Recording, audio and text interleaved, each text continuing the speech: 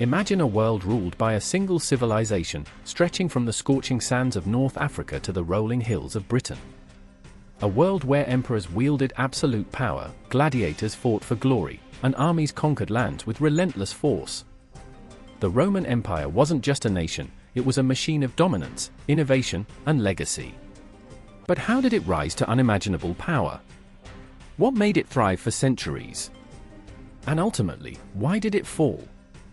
Stay tuned as we unravel the epic saga of the Roman Empire, its triumphs, its legends, and its ultimate downfall.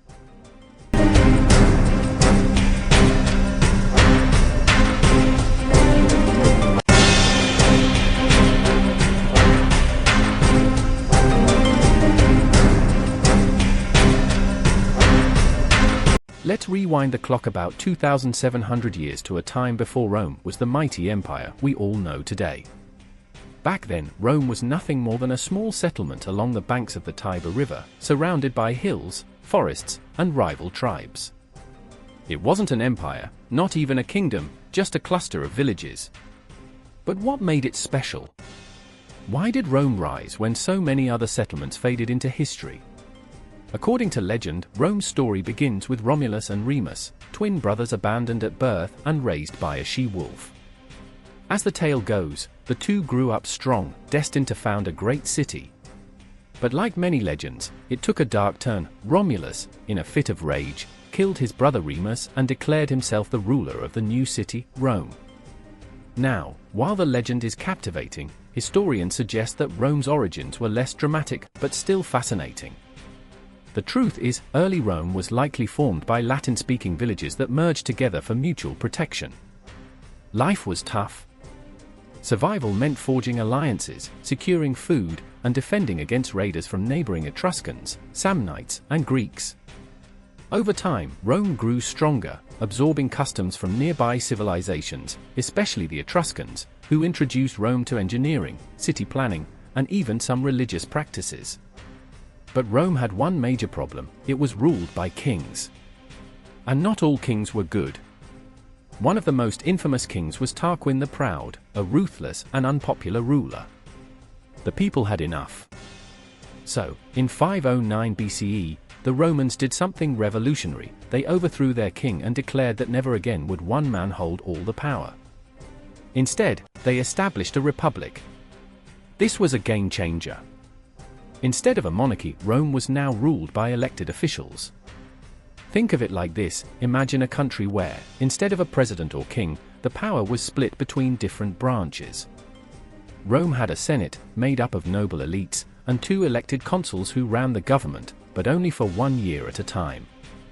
This was meant to prevent any one leader from becoming too powerful. If this sounds familiar, that's because many modern governments, like the United States, borrowed elements from Rome's republican system. But while Rome had democratic ideals, let's not forget, it wasn't a democracy for all. Women, slaves, and lower-class citizens had little to no political power. Rome's political system wasn't perfect, but it worked. And it allowed Rome to do what it did best: expand. The Romans weren't content with their little slice of land along the Tiber. They wanted more. First, they fought local tribes, the Latins, Etruscans, and Samnites, expanding their control over the Italian peninsula. With a disciplined army, advanced battle tactics, and sheer determination, Rome became a force to be reckoned with. But their true test came when they clashed with Carthage, a powerful city-state in North Africa. This led to the legendary Punic Wars, a conflict that would define Rome's future. These wars against Carthage weren't just about land. They were about dominance. Who would rule the Mediterranean? Rome or Carthage? And Rome, as always, refused to back down. So, in just a few hundred years, Rome transformed from a humble village into a republic that controlled nearly all of Italy. But its ambition didn't stop there. The wars with Carthage were only the beginning of Rome's journey to becoming a true empire. So, how did a republic known for democracy become an empire ruled by emperors? One word: Julius Caesar. Caesar wasn't just a leader, he was a military genius, a political mastermind, and, perhaps most importantly, a man who refused to play by the rules. For years, he led Rome's legions in an ambitious conquest of Gaul, defeating fierce Celtic tribes, expanding Rome's territory, and solidifying his status as the most powerful general of his time. But Caesar wasn't just conquering land, he was also winning the hearts of his soldiers and the people of Rome. But there was one problem: back in Rome, the Senate feared him. Caesar was becoming too powerful, too beloved, and too ambitious. They ordered him to disband his army and return to Rome as a private citizen. And here's where things took a dramatic turn. In 49 BCE, Caesar stood at the banks of the Rubicon River, the legal boundary between Rome and its provinces. He had a choice: obey the Senate, or march into Rome as a rebel. With his army at his back, Caesar marched into Rome, an act of war against the Senate itself. This was the beginning of the end of the Republic. The Senate's champion, Pompey the Great, fled Rome, gathering an army to oppose Caesar. What followed was a series of brutal civil wars, fought from Italy to Greece, Egypt, and even North Africa. But Caesar was unstoppable. One by one, his enemies fell. In Egypt, he even played kingmaker, helping Cleopatra secure her throne. And by 45 BCE, the war was over. Caesar returned to Rome as its undisputed ruler. Now, Caesar didn't declare himself a king, but make no mistake, he ruled like one. He was named dictator for life, bypassing the traditional power structure of the Republic. He restructured Rome, gave land to the poor, expanded citizenship, and even reformed the calendar, creating what we now call the Julian calendar. But power comes with enemies. The Senate feared Caesar would end the Republic forever. And so, on the Ides of March, 44 BCE, a group of senators, his own allies, hatched a deadly plot. Julius Caesar whispered in pain, "Et tu, Brute?" "And you too, Brutus." Julius Caesar, the man who reshaped Rome, was dead, stabbed 23 times by his own Senate. But Rome wasn't saved. Instead, civil wars erupted. Caesar's death left a power vacuum, and the struggle for control turned bloody. Two figures rose from the ashes: Mark Antony, Caesar's trusted general, and Octavian, his adopted son and rightful heir. The final battle came in 31 BCE, when Octavian's forces crushed Mark Antony and Cleopatra, securing total control over Rome. In 27 BCE, Octavian declared the end of the Republic. The Senate granted him the title Augustus, meaning the revered one. Rome was no longer a republic. It was now an empire, ruled by an emperor.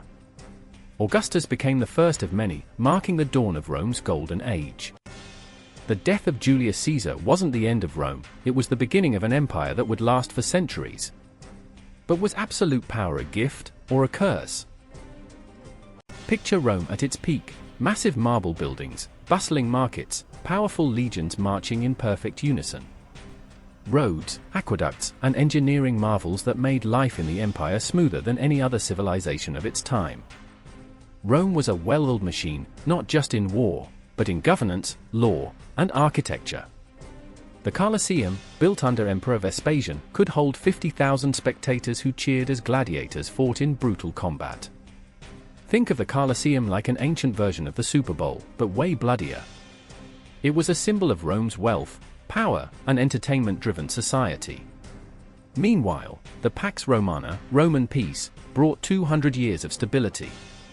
Trade flourished. Roads connected cities like never before. Life in Rome? If you were rich, it was paradise.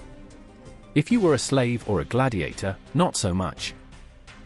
Even the greatest empires have cracks. The Roman Empire, once invincible, was no exception. As Rome expanded, so did its problems. For centuries, the empire had been a symbol of order, power, and civilization. But behind the grand palaces and mighty legions, trouble was brewing. By the 3rd century CE, Rome was beginning to rot from the inside. The empire's greatest enemy wasn't just the barbarians at its borders, it was corruption within. Rome suffered from a string of incompetent and corrupt emperors, each more self-indulgent than the last. One of the most infamous was Nero, who, according to legend, played music while Rome burned in 64 CE. Nero's rule was marked by excess, extravagance, and persecution, but he was just one example. Other emperors squandered the empire's wealth on personal pleasures and gladiator games, while the economy crumbled. As Rome's leadership faltered, so did its financial system. Massive spending, high taxes, and the devaluation of currency led to an economic crisis. Trade slowed, cities struggled, and the common people suffered. And then, there was the military. Once the most feared force in the world, the Roman legions had changed. In the early days, soldiers were loyal Roman citizens, fighting for the glory of the Republic and later the Empire. But as Rome expanded, it needed more troops. So, it began hiring mercenaries, foreign soldiers with little loyalty to Rome. These hired warriors fought for gold, not patriotism, and often deserted or even betrayed Rome when things got tough. With a weak military, Rome was no longer able to defend its vast borders against constant barbarian invasions. By 285 CE, Emperor Diocletian split the empire into east and west, hoping to make it easier to govern. It worked, for a while. Then came 476 CE, the final blow. Rome, the once invincible empire, fell to the Germanic king Odoacer, marking the end of Western Rome. The Eastern Roman Empire, Byzantium, would survive another 1,000 years, but the Rome of Caesars, gladiators, and legions was gone. So, what can we learn from Rome? Empires rise, thrive, and fall, but their legacies last. Rome gave us modern law, architecture, language, and government structures that still influence the world today. Rome wasn't just a civilization. It was an idea, a powerful lesson on ambition, innovation, and the dangers of unchecked power. So, what do you think? Could an empire as powerful as Rome rise again? Or are all great civilizations destined to fall? Let us know in the comments below, and don't forget to like, share, and subscribe to NaijaTrends Tv for more epic history stories.